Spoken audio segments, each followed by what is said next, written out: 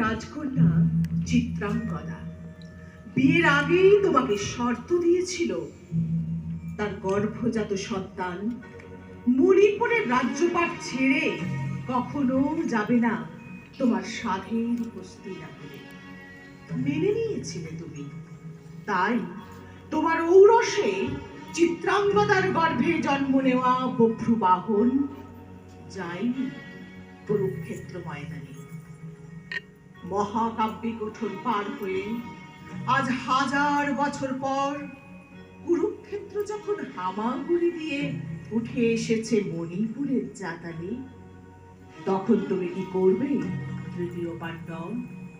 তুলে নেবে গান্ধী, নাকি সম্মুখ সমরে স্বজনের ভিড় দেখে ফিরিয়ে নেবে মুখ? আর তোমাকে উজ্জীবিত করতে আমাদেরকে প্রতীক্ষা করতে হবে আবারও কোনো এক কৃষ্ণের।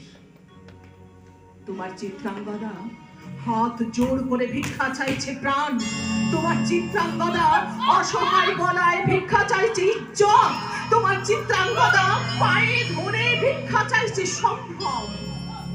উত্তরে নিষ্ঠুর হাসির সঙ্গে ভেসে আসছে ধর্ষকদের মিলিত কণ্ঠস্বর, বাঁচবি যদি তো কাপড় খোল।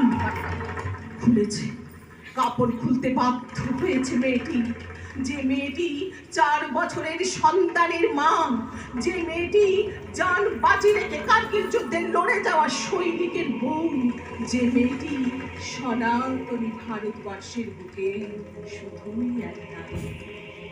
দাঁড়িয়ে দাঁড়িয়ে গরম নিঃশ্বাসের সঙ্গে মেয়েটির নগ্নতা উপভোগ করছে হাজার মানুষ, পালা করে মিটিয়ে নিচ্ছে আদিম প্রবৃত্তি। মোবাইলে অস্পষ্ট করে দেওয়া ছবিতেও মেয়েটির ধর্ষিতা নারীর নগ্ন রক্তাক্ত গোপনাঙ্গ দেখার জন্য উৎসুক চোখ খুঁজে বেড়াচ্ছে রক্তাক্ত গোপনাঙ্গ। কি করবে অর্জুন? গান্ধীর তুলে নেবে? প্রকাশ্য রাজপথে হাজার মানুষের সামনে খুলে নেওয়া হচ্ছে চিত্রাঙ্গদার লজ্জা ঢাকার শাড়ি।